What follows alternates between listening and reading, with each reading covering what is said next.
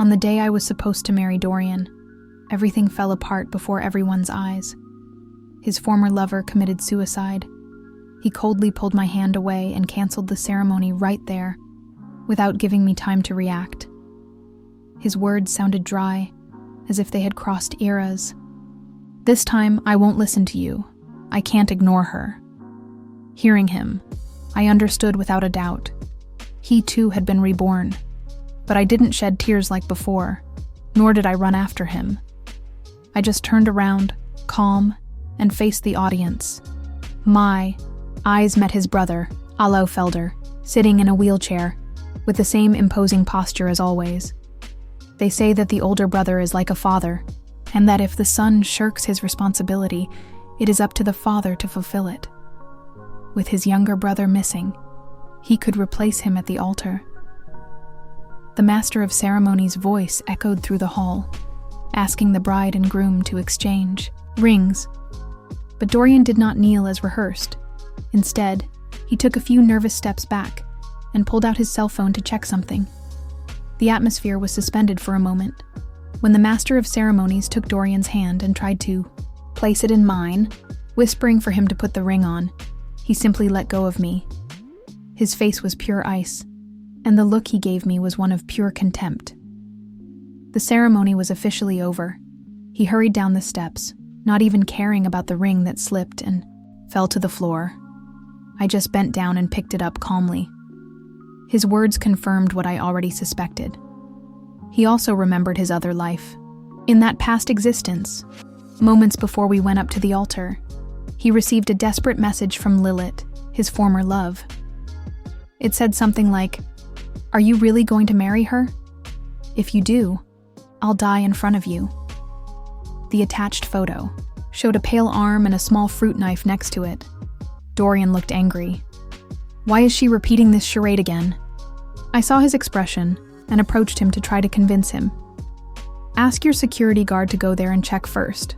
After the ceremony, you can go yourself. He put his phone away with apparent indifference. It's nothing. I'll take care of it later. Since we started dating, Lilith had been sending messages like this frequently, threatening to take her own life if he didn't break up with me. In over 2 years, there had been at least 10 messages of the same type. He never paid any attention to them.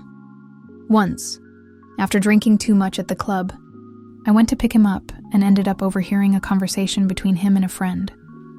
The friend asked if it was true that Lilith was threatening suicide again. Dorian replied with mocking indifference. It's just a woman. If she really kills herself, maybe I'll believe she really loves me.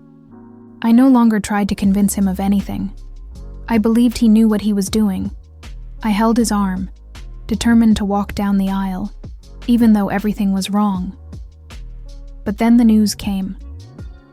Lilith had indeed killed herself. The police called shortly after the failed ceremony. She had taken her own life, and Dorian was the last person she had spoken to. He slapped me coldly. If you hadn't stopped me, she'd be alive. I was so shocked by her death that I didn't even have time to process his words or the slap. I just ran after him in a panic and followed him to the police station.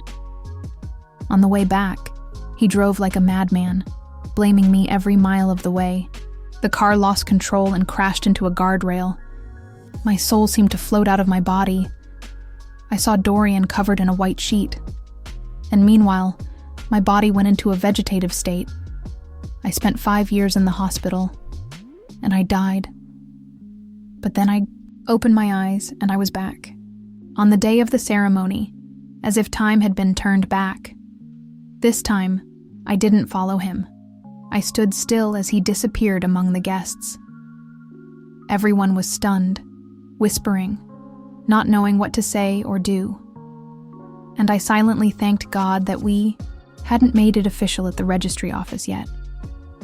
My eyes wandered back to Soren, sitting in his wheelchair. That serene, pale figure, with his attentive gaze, was still there. If they say that the older brother should take responsibility when the younger one runs away, why not? The whispers among the guests intensified as I approached him. Dorian's mother, desperate, ran up to me and tried to dissuade me.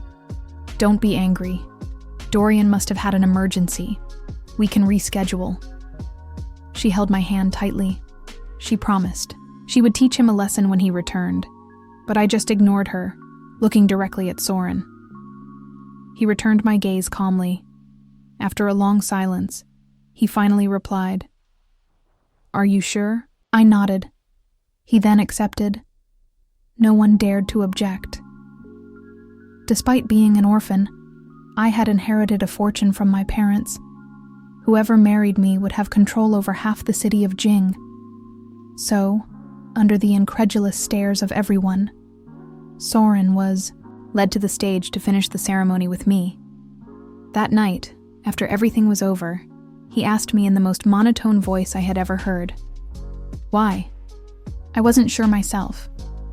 Perhaps it was because, in the 5 years I spent vegetating in bed, he was the only one who visited me month after month. Without fail, rain or shine.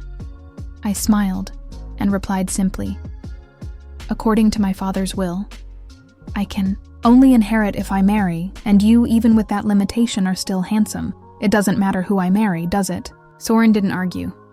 He accepted my words as fact. That night, I moved into the old Felder family mansion. Soren's room was different, adapted for his condition. When I saw the grab bars everywhere, I wondered silently if he would still be able to do it. But I was ashamed to ask. We slept side by side. There was enough space between us to fit a 200-pound man. The next day, Dorian returned. He came in and saw me sitting next to Soren. He was shocked. His mother scolded him with slaps. "Where were you yesterday? How dare you run away from the ceremony?" He just raised his arm to defend himself. Lilith threatened to kill herself. I couldn't ignore her. Venetia remained silent. Dorian added, "But I got there in time. She only took a few pills. She didn't even cut herself." Then he approached me. "Next month's national holiday is a good date. Can we reschedule the ceremony?" I calmly took the ring off my finger. "I'm sorry, I'm already married." He frowned. "Are you kidding?" "No, I told you to send security first. You said everything was fine. Now you're blaming me?" Dorian tried to contain his frustration. "I'm sorry. Really, let's get married next month." I put the ring back on my finger. "Don't you understand? I'm already married." He laughed. "I gave you that ring, married? To whom?" Soren took my hand and removed the ring. "I'll get you a new one later." Dorian couldn't believe it. "You're using my brother to provoke me. That has to be it." That's when I remembered the civil registry. "Let's get this sorted out." And Soren just said, "It's up to you." I looked at the clerk with a slight smile and asked, "Do you allow outside technicians to repair the system here?" Half an hour later, the chief engineer from Soren's company showed up and solved the problem in less than 10 minutes when we left the government office. Soren and I were holding our red-covered marriage certificates in our hands. On the way, I asked calmly, "You didn't say a single word. Do you feel sorry for Dorian? After all, he's your brother." Soren kept his eyes fixed on me and replied, "I just didn't want to influence your decision. I hoped you would choose me of your own free will." His words echoed in my mind. Why, after all, did Soren agree to marry me? But he didn't answer me directly, just whispered, "You'll understand later." We moved to the DJ mansion, a house his father had prepared to be his permanent residence. Soren ordered the servants to start packing everything, and since I was bored, I decided to help. When I opened a drawer in the bookcase, my fingers found something familiar. A bracelet with a dog pendant, which I thought I had lost at Dorian's birthday party in my second year of college. At the time, I had had so much fun that I didn't notice the bracelet was missing until I got home. I never imagined I would find it there. A silent assumption sprouted inside me. Had Soren liked me for so long? That night I went out with some friends, and when I arrived, I saw Dorian talking to a childhood friend in the hallway. They had their backs to me, smoking. His friend asked casually, Did you manage to convince your fiancé? When are you rescheduling the wedding? Dorian took a deep breath before answering. I'm not in a hurry. Lately, I've been avoiding her. To provoke me, she even took my brother to the registry office to pretend she would marry him. His friend warned him. You should care more. Yura's fortune is immense. If she marries Soren, he can buy out the other shareholders. You'll regret it, Dorian replied, his voice somewhat tense. Impossible. She can only inherit after she's married. That day at the registry office, she clearly set it all up. She paid to have the system crash.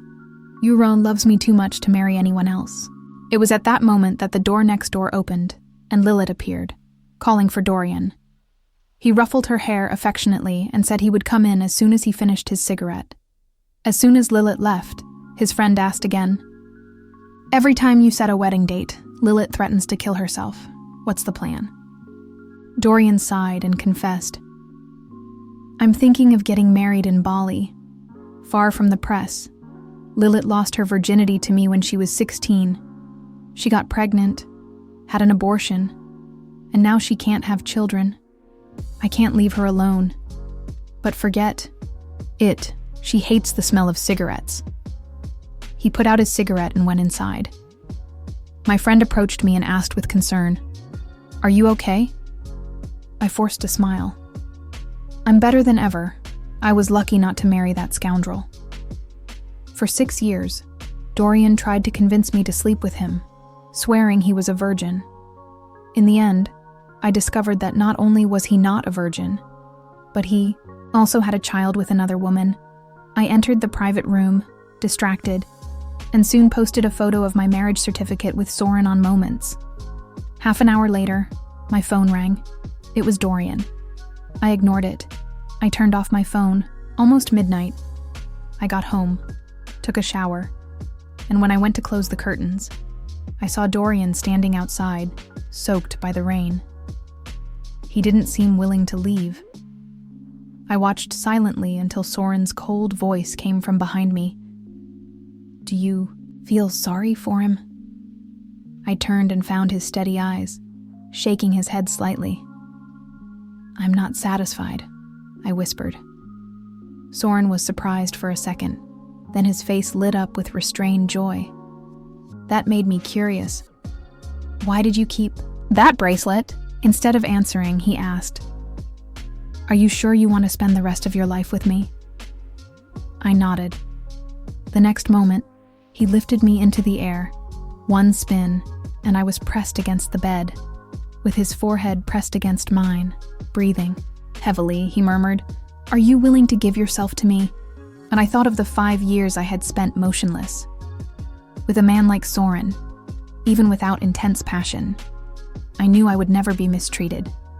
His kisses came urgently, and the night turned into a storm.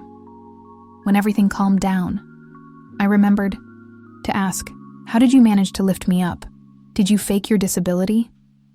Soren looked away. My right foot is a little damaged. I'll tell you everything later, trust me. I agreed silently. I slept until the following afternoon. After lunch, we decided to buy a new wedding ring. As soon as we left, we saw Dorian in front of the house. When he saw me, he ran up to me. Why didn't you answer? Do you know how many times I called? I was here all night. Unshaven, he looked visibly shaken. On the way to the car, he asked, Is that certificate real? Did you really marry my brother? I turned to the butler and asked, Is this administration always like this? Can anyone come in? The butler tried to justify himself, saying that management knew Dorian was the president's brother. Soren took my hand gently. Later, I'll ask them to tighten security. No one else enters without permission. Don't be upset. That calmed me down. I took the butler's wheelchair and pushed Dorian past him. He stood in front of us again. I humiliated myself. I apologized. What more do you want? Are you really going to marry a cripple just to annoy me? I slapped him hard and stared at him with contempt. Say that again. He looked at me, incredulous. You hit me for him? He crossed his arms. Very well. I'll wait for the day you regret it. The next day, I saw that Dorian had posted a wedding photo with Lilith on Moments. She was smiling, but he looked exhausted. The caption read, "The rest of my life is all yours." In the comments, a friend wrote, "Are you serious?" Dorian replied that he was. Meanwhile, Soren was peeling grapes for me. When he saw the image on my phone, he asked quietly, "Do you regret it?" I deleted all of Dorian's contacts right away. Don't get me wrong, I just forgot. A few days later, I embarked alone on a trip to France. The plan was to stay for 6 months, but less than 3 months in, an unforeseen event forced me to return that afternoon. Dorian came home and saw me. "You're back? Did something happen?" I just pointed to the coffee table. Soren picked up the pregnancy test and read it carefully. After a moment of silence, he asked with a trembling voice, "Is it true? Are we having a baby?" His hands were shaking. My heart, which had been uncertain, found peace. Regardless of how he felt about me, Soren would be a good father. The next morning, we went to the hospital. The exam confirmed that the baby was fine. Soren smiled uncontrollably. But as we left the office, we ran into Lilith in the hallway. She was wearing a loose dress, but her protruding belly was impossible to ignore. She held the doctor's hand and pleaded, "Is there really no other way? This could be my only child. I need you to save him." The doctor sighed, not knowing what to say. Dorian appeared impatient. "Can you stop this? The baby has Down syndrome, why continue?" Lilith cried. "Even if he's not well, he's still my son. And your son too, Dorian. You forced me to have an abortion when I was 16. That's why I can hardly get pregnant today." He replied coldly. "Do what you want, but I don't recognize this child." When he turned around, he saw me there. He stopped immediately. "You're pregnant too?" He advanced with his hand outstretched. Soren blocked him. "Don't be rude. She's your sister-in-law." Dorian repeated the word ironically, then walked away. Lilith ran after him, but he didn't even look back. At home, Soren began covering. All the furniture with padded protectors, had the floor covered with soft rugs, and asked his assistant to buy a farm just to produce organic food for me. I laughed, thinking it was overkill. Soren gently caressed my belly and whispered in a low voice, "I want to give you the best of everything." At night, lying in bed, perhaps because of the joy of being a mother for the first time, I hardly ever suffered from insomnia. Soren hugged me from behind and asked softly, "Can't you sleep? Do you want me to tell you a story?" I replied with a soft sound, and he began. "Once upon a time there was a boy who, because of an accident, lost the use of one of his legs. He fell into a deep depression and lost all will to live. One day, he sat in his wheelchair in front of a lake, determined to jump and end it all. But at that moment, a girl appeared and interrupted him. She approached him and asked, "Are you really going to jump? But the water in that lake is very dirty. You'll look terrible if you die here." With simplicity, she pulled him away from the edge. She told him that it was better to live than to die, that as long as there was life, there would always be hope. A common thought, perhaps, but at that moment, the boy regained the will to go on. I listened in silence, but the story sounded more and more familiar. That summer, at 18, I lost my mother on a trip and found a boy in a wheelchair, about to throw himself into a lake. I asked hesitantly, "That boy and that girl, that's us, isn't it?" Soren kissed me behind my ear and whispered, "You gave me back my will to live." After that, I followed the treatment to the letter. I learned to walk again. My right foot still has limitations, but I'm already better than I expected. I turned and hugged him back affectionately. "I'll be with you until the end. I hope the birth goes well." I enrolled in a yoga class for pregnant women, and shortly after one of the classes, Dorian appeared in my path. I came to apologize. Lilith lied the whole time. She didn't intend to kill herself. The pills were fake. She bribed the doctor to stage the whole thing. She just wanted to destroy our marriage. I shouldn't have blamed you. Will you give me another chance? The baby is still small. We can terminate it. We can have children later. You loved me so much. You risked your life for me. I can't believe you fell in love with someone else so quickly. I slapped him and said contemptuously, Dorian, stop dreaming. The moment you crashed the car with me, the love was over. He repeated my words in a low voice. Suddenly he grabbed my hand, as if struck by a revelation. You were reborn too, weren't you? I realized too late that I had let it slip, but it didn't matter. So what, Dorian? Today, all I feel for you is disgust. I pulled my hand away from his, got in the car, and drove away. After that day, Dorian never contacted me again. Soren threw himself into his work, and I worried about his health. But he always said, when my plan comes together, I'll have plenty of time just for you. A week later, Soren's family was all over the newspapers. Dorian's father, after 6 months in a coma, woke up and reported his own wife for attempted murder. Soren presented evidence that his accident had been caused by a hitman hired by his stepmother. She was arrested, and Dorian's father fired him from the company. I read the news while I was in the car on my way to the hospital for another routine exam. Soren was busy, so I didn't tell him. But something felt strange on the way there. Before I could ask, I lost consciousness. When I woke up, I was in an unfamiliar bed, and Dorian was hugging me. Are you awake? Are you hungry? I asked them to make your favorite red bean porridge. I looked around. This is kidnapping. Let me go. Dorian just filled a bowl and said, eat some. You're pregnant. You can't go hungry. Instinctively, I protected my belly with my hands. I was suspicious of everything. He noticed and took a sip of the porridge to reassure me. There's nothing in it. I even asked the doctor. At this stage of your pregnancy, an abortion would cause irreparable damage. I've thought it through. You can have this child. I'll treat him as my own. But he quickly added, but you'll also have to give me a real child. One that's ours, alone. When I heard that, I realized he had gone mad.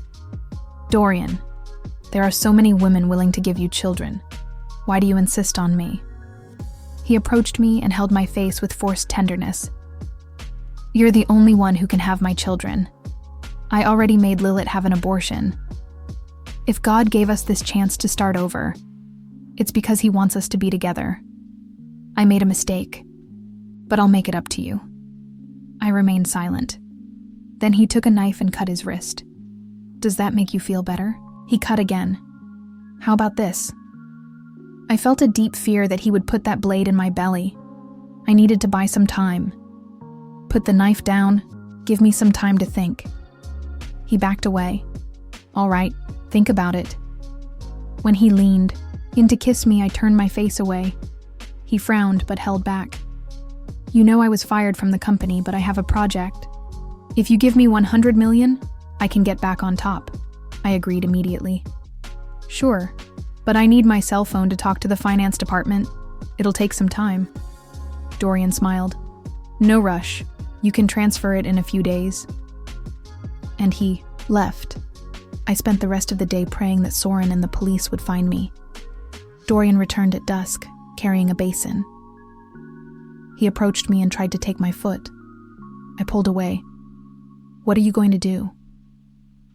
Just wash your feet, remember. Your request? When you asked me to marry you, you said you wanted me to wash your feet every day during your pregnancy. I even learned how to do it from a massage therapist because of you. I lowered my eyes. I vaguely remembered saying that, but it had lost all meaning. Dorian, none of that matters anymore. Of course it matters, he replied. Someday you'll love me again. You were the one who loved me first. You can try to love me again." I turned my face away and said nothing. Already sleepy, I heard a noise. Before I could understand what it was, Dorian turned on the light and approached me with the knife in his hand. "You didn't expect your brother to arrive so quickly, did you?" Soon after, the police stormed the place. "Dorian, release the hostage now and we'll reduce your sentence." He pulled me and put the knife to my throat.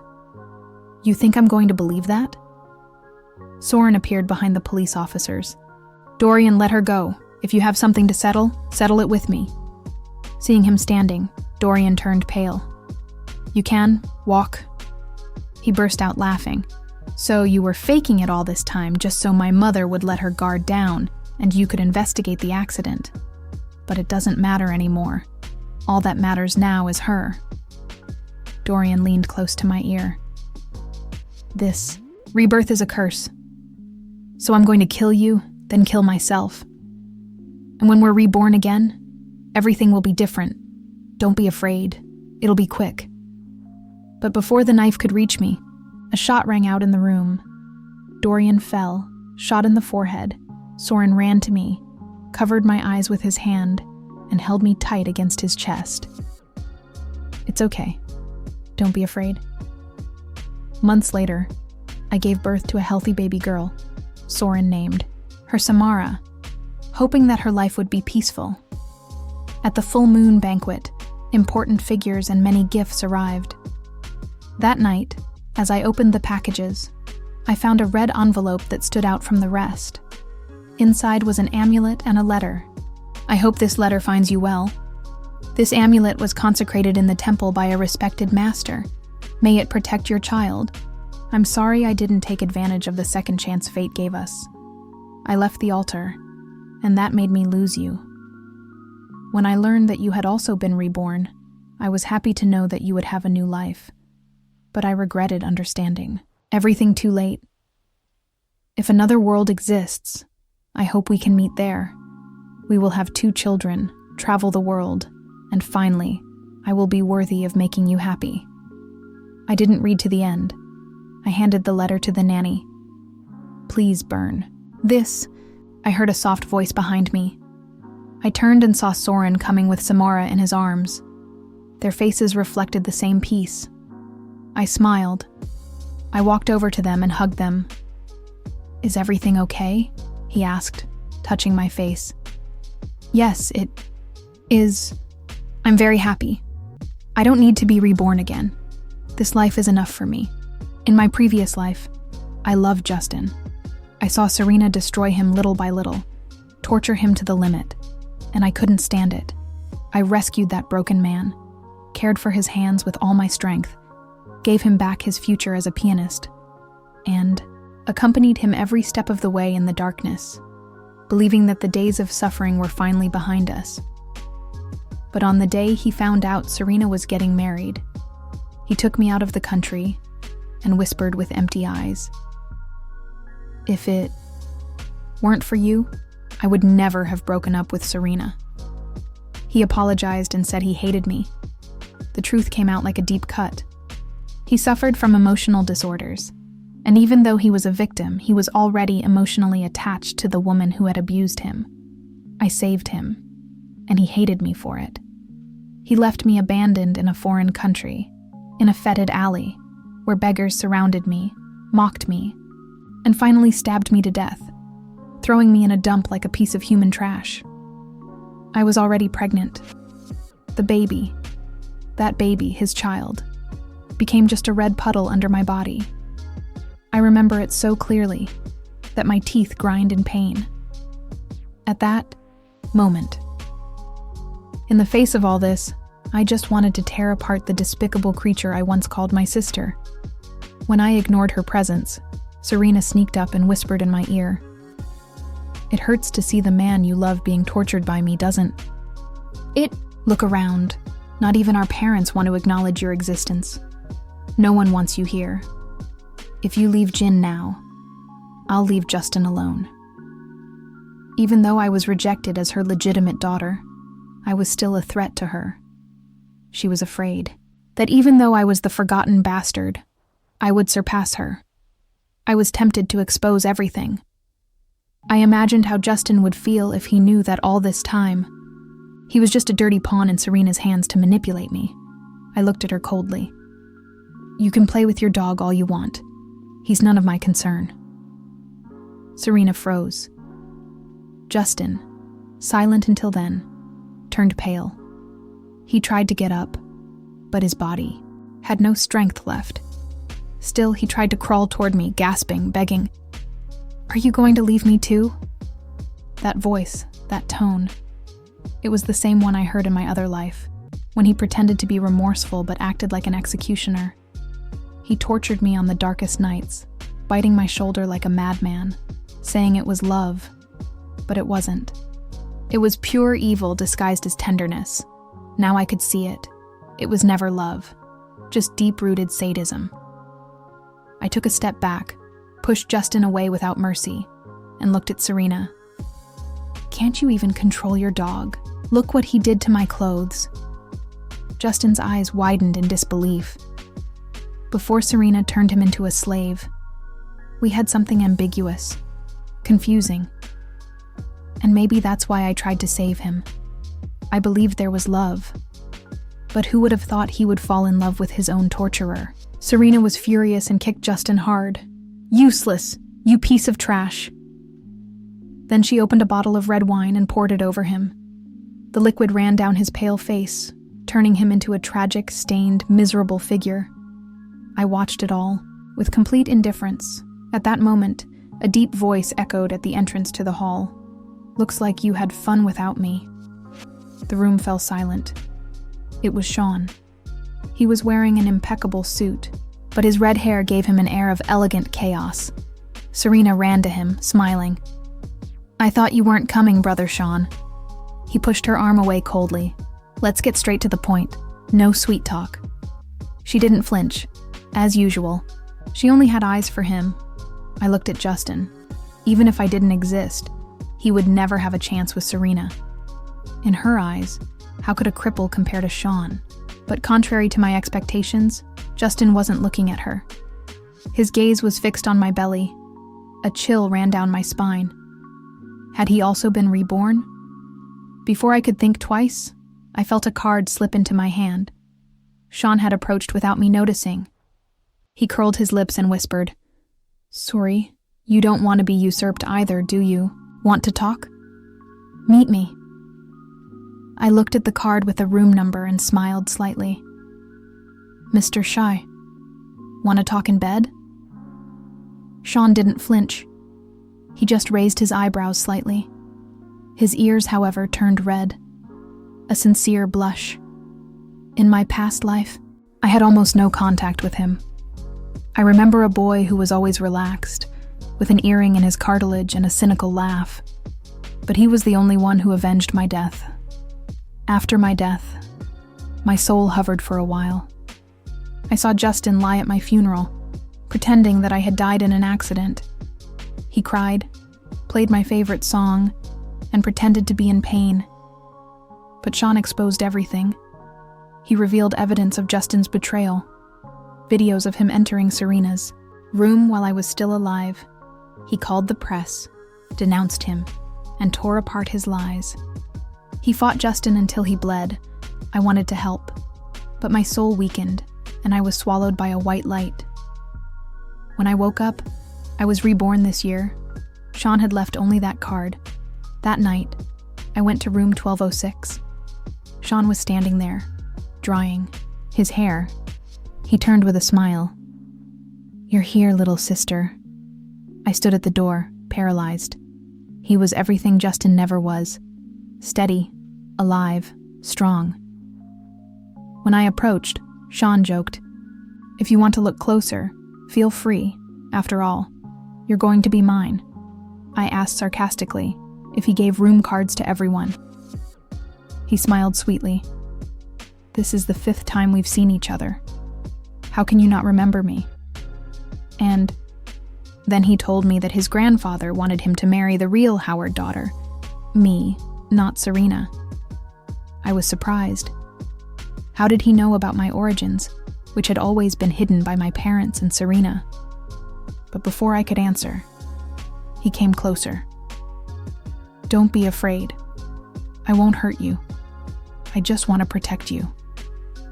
When he kissed me, it was like a touch of warm water.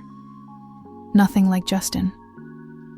His kiss was tender, calm, promising. When he laid me down on the bed, he whispered, "Marry me." With the title of Mrs. Shy, "You can do anything you want. Forget Justin." I remained silent. He added, "If you don't want to, we can stop." I looked at him. He was beautiful, and much more than just a pretty face. I smiled and took the lead. Sean let himself be led gently. His face flushed, his eyes closed, his breathing shaky. After the shower, he hugged me again. In the mirror, I saw my red eyes and smiled. The hunter disguised as prey. Yes, I remembered. The 5 times I had met him before, in the backyard, crying alone, at the game, when I hit his bottle with the ball, at the party, when he chose someone else to dance with. Every step was a plan. Before, to use him. Then, out of pure survival instinct. But unlike Justin, Sean had always been sincere. He was the one who avenged me, and now he wanted to marry me. His eyes sparkled. "Why are you crying?" "Sean, I'm not a good person. Are you sure about this?" He took a deep breath and, jealous, asked with a trembling voice, "Do you still like Justin?" I held his face and smiled. "Don't ruin this moment with that name." Sean blushed and kissed me hard. After that day, he took me to his house. He said I could redecorate it however I wanted. He said he knew I played the violin and that my dream was to have a concert. He had already contacted an agency for me. It was as if he knew me completely. Yes, I played. It was my dream. But in my previous life, I gave it all up for Justin. When he got sick, I stopped playing so as not to hurt him. I took care of him, with dedication, paid for his treatments, helped him get back on his feet. And when he became famous, he discarded me. Now, in this life, Sean was giving me back my future. It was time to start over. Serena, however, did not give up. When she saw that I didn't fall for her provocation at the banquet, she started sending me photos and videos of Justin tied up and humiliated. "If you don't want me to destroy him, take him away from Jin," she said, that even though he was feverish, Justin was murmuring my name. She wanted to hurt me. But I fought back. I sent a provocative reply. "Since you took his clothes off, why, don't you enjoy yourself?" When I threatened to send the photos to Sean, Serena freaked out. She said I'd regret it. After that, they both disappeared for 2 months. But I knew they were plotting something. I bribed Serena's nanny. I found out that Justin had somehow convinced her. Now Serena treated him well, took him to doctors, introduced him to her family, and let him sit next to my father in business meetings, and at an important ceremony, there they were. Serena and Justin, like the perfect couple. She came up to me smiling. "Look, he's my right-hand man now. There's no room for you anymore." Justin looked at me sadly, but Serena stood between us. "You regret not taking him, don't you?" I replied with contempt. "A dog in clothes is still a dog." Serena turned pale and left. But I didn't forget. Justin hadn't won my father over on his own merits. There was something behind it. And that night, when we were alone, he tried to talk to me. He grabbed my hand, begging, "You've been reborn too, haven't you?" He said he had been sick, that he was cured now, that he loved me, that he wanted to make it up to me. But it was too late. Much too late. Everything he said was spat out with blood, coughs and pain. And even so, I wasn't moved. He deserved it. He deserved every drop, My anger exploded. I slapped him. "You disgust me." He didn't regret it when I called for help. He didn't regret it when I was stabbed. Only now, after death, did he decide to feel guilty? Serena approached me screaming, "How dare you hit my dog?" I stood up and stared at her coldly. "You're good for nothing but depending on the love of others." When she raised her hand to hit me, I grabbed her wrist and broke a glass in. Her path. "One more word and I'll smash this in your face." She backed away, but her allies began to attack me verbally. They called me a bastard, a peasant. They said Serena was the real daughter. I smiled sarcastically. "Are you sure? Who's the adopted one here?" Serena froze. She tried to throw me out and called security. When one of them approached, I was gently pushed back, straight into Sean's arms. "Who dares to touch my wife?" The room fell silent. "She's Mr. She's fiancé," they whispered. Serena turned pale, unable to react. "Brother Sean, what do you mean by this?" Sean just said, "Get out of the way," and someone appeared behind him. When Serena saw who it was, despair took over. It was Howard, the founder of the Howard Group, my biological father. Standing next to him was a woman with impeccable posture, my mother. They both approached me with calm, cool, but fixed gazes. I called out to them in a sweet voice, "Daddy, Mom." He nodded slightly. Mom smiled with calculated kindness, coolly, but enough to keep up appearances. The whole room reacted differently, but Serena looked at me as if she wanted to tear my skin off. The couple walked onto the stage, and my father raised his glass of wine in front of the crowd. Taking advantage of the fact that everyone is here, I would like to introduce my daughter. Serena turned pale immediately. Her most loyal companion rushed over to her in a panic, whispering, "Has your father gone mad? You're not his daughter." Serena just gave her a murderous look. "Get out of here."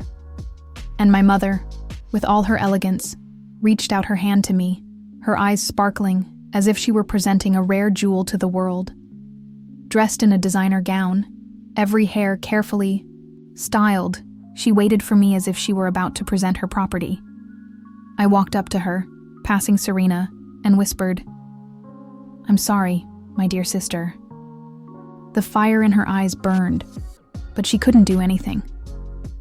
What she loved most, what I had always taken from her, now belonged to me.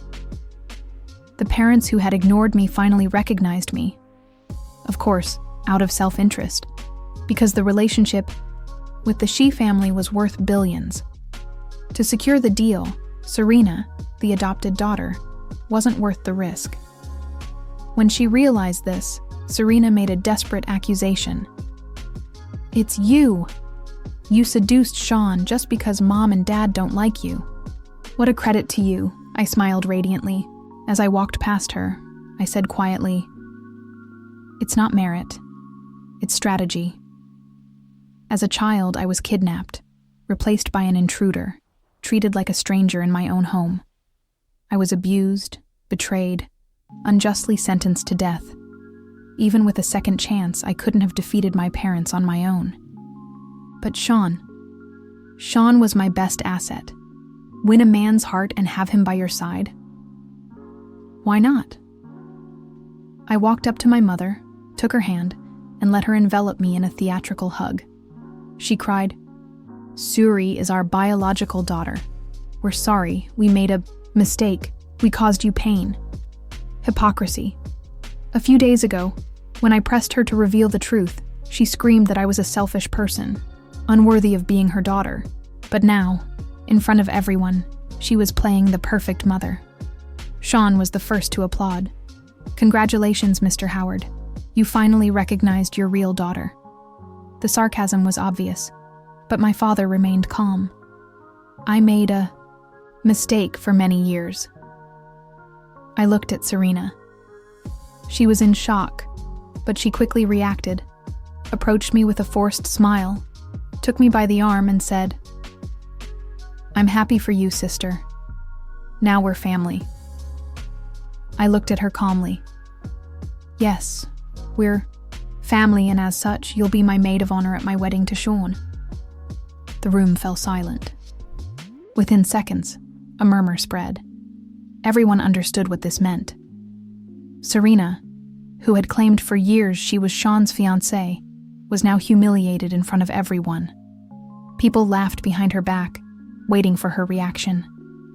Many came up to toast me, including those who had previously humiliated me. That was the world we lived in. When you're at the top, everyone wants to flatter you. When you fall, they trample you. After a few hours, exhausted, I massaged my temples. Sean asked if I was tired. Before I could answer, Serena exploded. Sean, what do I mean to you? We grew up together. How could you choose Suri? Before Sean could say anything, my father interjected coldly. You're embarrassing us. You have no right to comment on your sister's marriage. Serena looked at him, stunned. You promised I'd be your only daughter, that I would marry Sean. Mom, say something. You always said I was your favorite. Serena screamed desperately, but every word only made the situation worse. My mother, previously elegant, lost control and hit her. Shut up! Who are you talking to? Serena froze, her face red and blood in the corner of her mouth. Crying, she shouted, Fine, I'm not welcome here anymore, so consider me dead. She ran out, but no one followed her. The people who had always surrounded her moved away in silence. Serena couldn't take it and came back, begging, Mom, are you going to abandon me? My mother hesitated with trembling lips, but turned away. I smiled with contempt. Serena, go look for your mother in the orphanage. Maybe she'll still fight for you. She tried to hit me, but this time Sean protected me, and Justin grabbed her by the arm. Serena looked at him with rage. You're defending her? Do you know what she said about you when I sent those videos? That you're a dead man? That you deserve to die? Justin trembled. It's my fault. He looked at me pleadingly. Suri, you loved me so much. Don't you have anything else to say to me? I remained silent. He perked up. Yes. You still have feelings for me, don't you? I smiled coldly. I wish you had died earlier. He froze. The pain in his eyes was unbearable, but I didn't care. I took Sean's hand and we left. A few days later, Sean started planning the wedding. I went to try on dresses, and he accompanied me. As I tried them on, Sean photographed me as if every moment was precious. When I checked my phone, I saw that the group he had with his friends was full of messages. Over 999. He had posted my photos, written about me, asked about the islands for the wedding, complained that I thought the ring was too big. I felt tears in my throat. I replied provocatively, Who is Suri? What's this about me cheating on you? You said you were busy. Sean blushed. He was embarrassed. If you don't like it, I'll stop posting. His voice was quiet, sad. But he quickly regained his composure. I'm sorry. I had a strange dream. In it, you loved Justin. And I, in love with you, couldn't have you.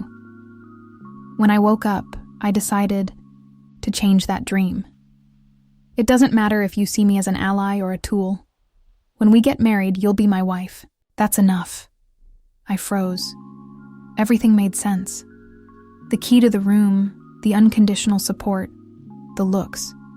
He had been reborn too, but he hadn't told me. Perhaps so as not to scare me. I remembered the scene before my soul disappeared. Sean was bleeding, fighting for me to the end. He noticed my eyes were wet. Are you crying because of the dresses? I kissed him. Without a word, Justin appeared a moment later. He saw the posts. He followed us. Sean wanted to throw him out, but I asked him to calm down. Let's end this. Justin led me to the sidewalk. It was cold. We stopped under a streetlight. You're beautiful, he said. I rolled my eyes. You came here just to say that? I want to wish you happiness, but I can't stand seeing you with someone else. Then go back to Serena. He grabbed my hand and pressed it against his face. Hate me, hit me, but don't marry Sean. I make money. I'll give you everything. I pulled my hand away in disgust. You don't respect yourself. You let me be tortured and killed, and now you want love? He started crying. You don't love me anymore? I didn't answer. Then he coughed. He coughed up blood. He curled up in pain. I frowned. What's wrong? Cancer, terminal stage. I didn't want to worry you. I just wanted to see you. I looked at him for a long time and said, You deserve it. It started to rain. Justin smiled bitterly. I know I deserved it. And then he revealed that he had also been reborn. In the last second before his death, he heard a voice. The system. It gave him a new chance. He accepted it without hesitation. But he didn't expect that this time I wouldn't love him anymore. What's the price? I asked coldly.